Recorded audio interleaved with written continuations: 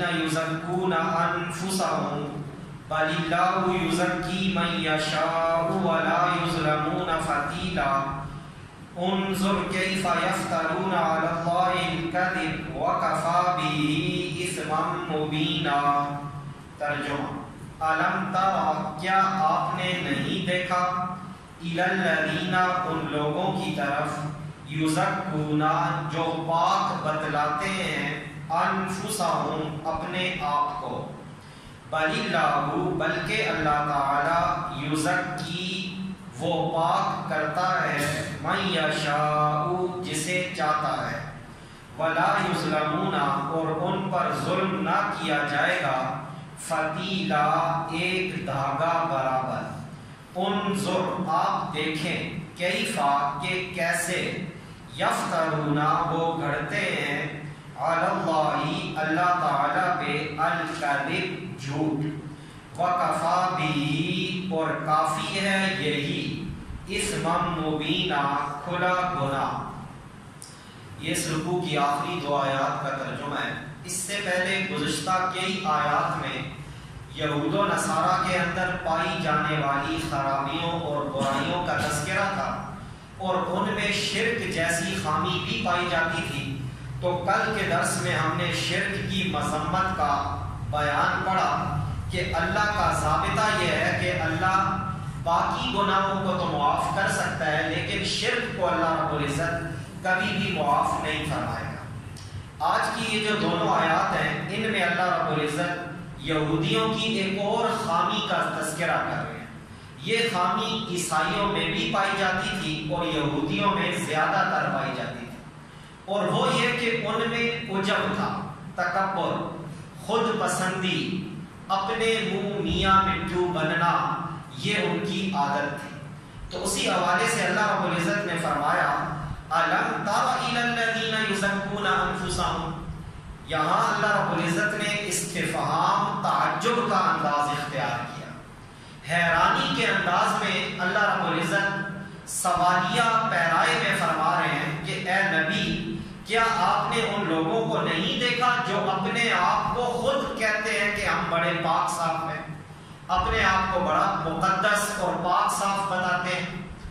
اصل میں یہودی یہ خود کو کہا کرتے ہیں کہ ہم تو بڑے صاف لوگ ہیں جی، ہم بڑے مقدس ہیں، ہم بڑے پاک لوگ ہیں، اور اس حوالے سے وہ مختلف طرح کے دعوے کیا کرتے تھے۔ مثلا پہلے پارے میں ہم پڑھ کے آئے، وَقَالُوا لَن يَدْخُلَ الْجَنَّةَ إِلَّا مَنْ كَانَ هُودًا أَوْ نَصَارَىٰ، یہ کہتے تھے کہ جنت میں تو وہی داخل ہوگا جو یا یہودی ہو یا عیسائی ہو، یہودی ہو جانا یا عیسائی ہو جانا یہ جنت کا سرٹیفکیٹ ہے۔ تو یہود و نصارہ کے علاوہ، ہمارے علاوہ جنت میں کوئی اور مذہب والا داخل ہو ہی نہیں سکتا۔ اس کے علاوہ یہودیوں کا یہ دعویٰ تھا کہ لن تمسنا النار الا ایاما معدودہ، کہ اول تو ہم دوزخ میں جائیں گے، اگر ہم چلے بھی گئے تو چند دن کے لیے جائیں گے۔ کہ جب حضرت موسیٰ علیہ السلام کتاب لینے کے لیے کوہ طور پہ گئے تھے اور پیچھے ہمارے آباء و اجداد نے بچڑے کی پوجا شروع کی تھی، یہ 40 دن انہوں نے بچڑے کو معبود بنا کے اس کی پوجا کی تھی، تو ان 40 دنوں میں تو ہم دوزخ میں جا سکتے ہیں، اس سے زیادہ ہم دوزخ میں نہیں رہیں گے۔ اور عیسائی یہ کہتے تھے کہ حضرت عیسیٰ علیہ السلام ہماری طرف سے سولی پہ نعوذ باللہ لٹک چکے ہیں، ان کا سولی پہ چڑھ جانا یہ ہم سب کے گناہوں کا کفارہ بن گیا ہے، لہٰذا ہم جو مرضی کریں اللہ رب العزت ہماری پکڑ نہیں فرمائے گا۔ اسی طرح ان کا دعویٰ یہ بھی تھا، نحن ابناء اللہ واحباؤہ، کہ ہم تو اللہ کے بڑے لاڈلے ہیں، ہم اللہ کے بڑے محبوب ہیں، ہم اللہ کے بڑے چہیتے ہیں، کیونکہ ہم نبی ذاتے ہیں، اور کئی انبیاء ہم میں بنی اسرائیل میں ہزاروں کی تعداد میں آئے ہیں، لہٰذا اللہ کے لاڈلے ہونے کی وجہ سے اللہ رب العزت ہمارے گناہوں کو ہمارے نامہ اعمال میں باقی رکھتا ہی نہیں ہے، اور قیامت کے دن ہم پاک صاف ہو کے جنت میں چلے جائیں گے۔ اور امام بغوی رحمۃ اللہ علیہ نے یہاں اس موقع پہ آیت کی شان نزول میں یہ واقعہ بھی لکھا ہے کہ کچھ یہودی نبی صلی اللہ علیہ وسلم کی خدمت میں اپنے معصوم بچوں کے ساتھ حاضر ہوئے اور کہنے لگے کہ یا رسول اللہ کیا ان چھوٹے بچوں کا کوئی گناہ ہو سکتا ہے؟ حضور علیہ السلام نے فرمایا کہ نہیں ہو سکتا۔ کہا تو ہم بھی تو ایسے ہی ہیں کہ اگر ہم دن کو گناہ کریں تو رات تک اللہ اسے معاف کر دیتے ہیں، اور رات کو اگر ہم کسی گناہ کا ارتکاب کریں تو دن کو اللہ ہمارے اس گناہ کو ختم کر دیتے ہیں۔ یہ ان کا زام تھا اپنی خود پسندی کی وجہ سے، عجب کی بیماری کی وجہ سے۔ اگر ہم اس آیت کے تناظر میں اپنے آپ کو دیکھیں، اس امت کو دیکھیں، ہمارے اندر بھی اسی قسم کے زام پائے جاتے ہیں۔ بہت سے لوگ ایسے ہیں جن کا نظریہ یہ ہوتا ہے کہ ہم تو بڑی اونچی شانوں والے نبی کی امتی ہیں، لہذا حضور صلی اللہ علیہ وسلم قیامت کے دن ہماری سفارش کر دیں گے اور ہمیں معاف کر دیا جائے گا، دوزخ میں نہیں ڈالا جائے گا۔ اب اس زام کی وجہ سے زنا بھی کرتے ہیں، چوری بھی کرتے ہیں، دوسروں کا حق بھی مارتے ہیں، امید یہ لگائی ہوئی ہے کہ ہم تو بڑے محبوب نبی کی امتی ہیں۔ یہ باطل زام ہے۔ اسی طرح ہم میں سے بہت سے ہمارے معاشرے میں ایسے لوگ بھی پائے جاتے ہیں کہ دیکھیں ہمارے معاشرے میں دین کے اعتبار سے مختلف طبقے، مختلف فرقے بنے ہوئے ہیں۔ ہر فرقہ دوسرے فرقے کو غلط کہتا ہے، ہر فرقے کا یہ خیال ہے کہ ہم ٹھیک ہیں، ہمارے نظریات ٹھیک ہیں، ہمارے عقائد ٹھیک ہیں، باقی سب غلط ہیں، باقی سب جہنمی ہیں، جنت کے ٹھیکیدار تو ہم ہی ہیں۔ یہ بھی ایک زام ہے۔ اس کے علاوہ ہمارے ہاں ایک زام یہ بھی پایا جاتا ہے کہ جو کسی پیر صاحب کا مرید بن جائے، بس میرے لیے یہ نسبت کافی ہے کہ مجھے ان پیر صاحب سے روحانی تعلق مل گیا ہے، یہ بڑے پہنچے ہوئے پیر ہیں، اب میں نمازیں نہ بھی پڑھوں، میں روزے نہ بھی رکھوں، میں بلیک بھی کروں، میں اسمگلنگ بھی کروں، میں رشوت بھی لوں، میرے پیر صاحب مجھے بچا لیں گے۔ قومیت کا زام بھی ہے، میں سید ہوں، میں قریشی ہوں، میں ہاشمی ہوں، میرا تعلق حضور کے خاندان کے ساتھ ہے، میری تو نسبت ہی بڑی عظیم ہے جی، میں جو مرضی ہے کروں، اللہ رب العزت مجھے میری اس خاندانی نسبت کی وجہ سے گناہوں کو معاف کریں گے اور مجھے دوزخ سے بچائیں گے۔ اس میں سیدھی سی بات ہے جو قرآن و حدیث سے سمجھ آتی ہے کہ آدمی کو اس کی نسبت نہیں بچاتی، اس کا عمل بچاتا ہے۔ اگر نسبت بچاتی تو ابراہیم علیہ السلام کا والد دوزخ میں نہ جائے گا، اگر نسبت بچاتی تو حضرت نوح علیہ السلام کا بیٹا کنعان غرق نہ ہوتا اور کافر ہو کے نہ مرتا اور دوزخ میں نہ جاتا۔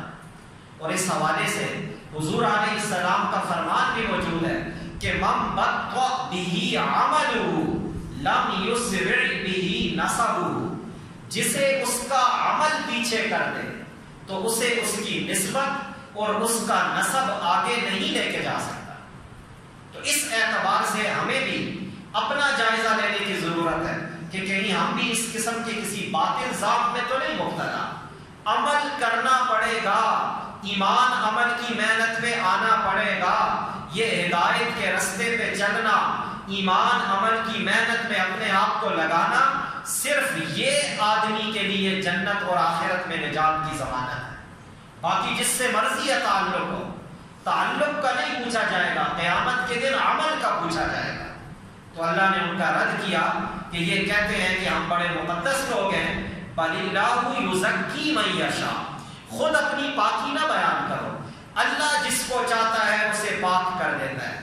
ایمان عمل کی بدولت، ہدایت کے رستے پہ چلنے کی بدولت، گناہ سے ہٹ کے نیکی کی راہ پہ آگے بڑھنے کی بدولت اللہ جس کو چاہتا ہے اسے پاک صاف کرتا ہے، اس کے دل میں ایمان کا نور پیدا کرتا ہے، گندے رذائل کو اس کے اندر سے دور کرتا ہے۔ اس لیے اللہ سے عاجزی کے ساتھ تکبر کو نکال کے ایمان کی دولت اور ایمان پہ استقامت مانگا کرو۔ اور فرمایا وَلَا يُظْلَمُونَ فَتِيلًا، قیامت کے دن کسی پر بھی اللہ ایک دھاگا برابر بھی ظلم نہیں کرے گا۔ دنیا کی عدالتوں میں، دنیا کے جرگوں میں اکثر لوگ ظالم کا ساتھ دے دیتے ہیں، عہدے اور پیسے کا ساتھ دے دیتے ہیں، مظلوم کو اس کا حق نہیں ملتا۔ اللہ فرما رہے ہیں قیامت کے دن جب تم میرے پاس آؤ گے تو میں ایک دھاگے کے برابر بھی ظلم نہیں کروں گا۔ یہ جو لفظ آیا فتیل، یہ اصل میں کھجور کی گٹھلی کا جو کٹاؤ ہوتا ہے، جہاں ایک لکیر ہوتی ہے، ادھر ایک نہ نظر آنے والا، مشکل سے نظر آنے والا دھاگا نما ایک جھلی ہوتی ہے۔ اللہ فرماتے ہیں اس کے برابر بھی میں کسی پہ ظلم نہیں کروں گا، تم اپنے عمل کا بدلہ پاؤ گے۔ کسی پہ ظلم اور ناانصافی نہیں ہوگی کہ وہ عدل والے کی عدالت ہوگی، وہ عدل کے ساتھ لوگوں کو جنت میں بھی بھیجے گا اور دوزخ میں بھی بھیجے گا۔ اگلی آیت میں فرمایا انظر کیف یفترون علی اللہ الکذب، اے نبی ان کو دیکھیں ذرا، ان یہودیوں کو، ان عیسائیوں کو، یہ کیسے اللہ رب العزت پہ جھوٹ باندھ رہے ہیں، اپنے آپ کو پاک بتا کر، اپنے آپ کو مقدس بتا کر، جہنم سے آزادی کا دعویٰ کر کے، اللہ کے لاڈلے ہونے کا دعویٰ کر کے یہ اللہ پہ بہت بڑا بہتان باندھ رہے ہیں۔ وَكَفَى بِهِ اسْمًا مُبِينًا، اور ان کا یہ دعویٰ کرنا اور اللہ پہ یہ جھوٹا بہتان باندھنا، یہی ان کے لیے کھلا گناہ کافی ہے کہ اس کی بدولت یہ دوزخ میں چلے جائیں۔ تو آج کی آیت میں ہمارے لیے سبب یہ ہے کہ آدمی اپنی قومیت، عقیدے، مسلک یا کسی روحانی تعلق کی بنیاد پہ اس ظام اور عجب کا شکار نہ ہو کہ میں بچ جاؤں گا۔ آدمی کو بچنے کے لیے اعمال کرنے پڑیں گے۔ اگر نسبت اور تعلق کی وجہ سے لوگ بچتے تو صحابہ غزوات میں اپنی گردنیں کیوں کٹواتے؟ وہ تو کہہ دیتے کہ ہم نے حضور کا زمانہ پایا ہے، حضور کی صحبت میں بیٹھے ہیں، ہمیں تو کچھ بھی کرنے کی ضرورت نہیں ہے۔ تو زندگی مسلسل عمل کا نام ہے کہ آدمی ایمان عمل کی راہ پہ چلتا رہے یہاں تک کہ اسے موت آئے، یہاں تک کہ وہ اللہ کے روبرو پیش ہو۔ ماں کی گود میں جو کلمہ ملا ہے، اسی کلمے کو لے کر میں اور آپ قبر میں چلے جائیں، اس سے بڑی دنیا کی کوئی نعمت نہیں ہے۔ اللہ ہمیں سمجھنے کی توفیق عطا فرمائے۔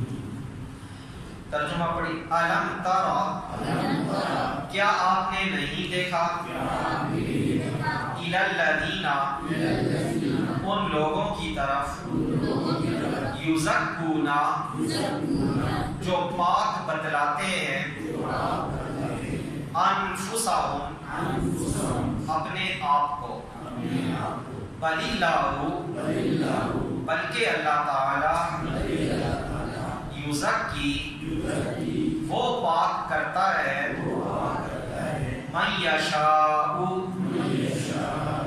جسے چاہتا ہے، ولا یظلمون، اور ان پر ظلم نہ کیا جائے گا،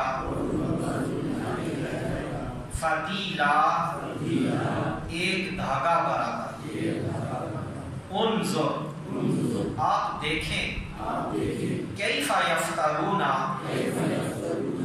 کہ کیسے وہ گھڑتے ہیں، علی اللہ، اللہ تعالی پہ، الکذب، جھوٹ، وکفی بہ، اور کافی ہے یہی، اثما مبینا، کھلا گناہ۔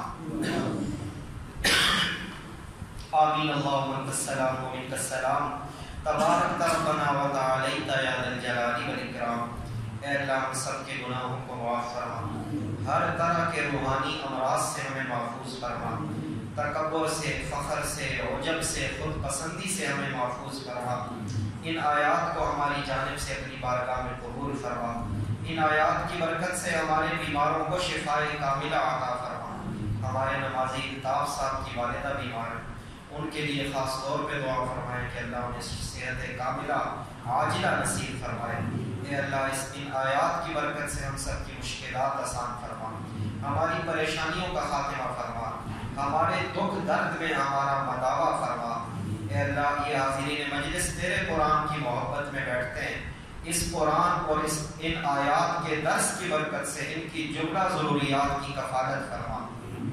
اے اللہ ان آیات کے ایک ایک حرف کا ثواب ہمارے فوت و جانے والے عزیزوں، رشتہ داروں، والدین، اساتذہ اور ساری امت مسلمہ کے مرحومین کو پہنچا۔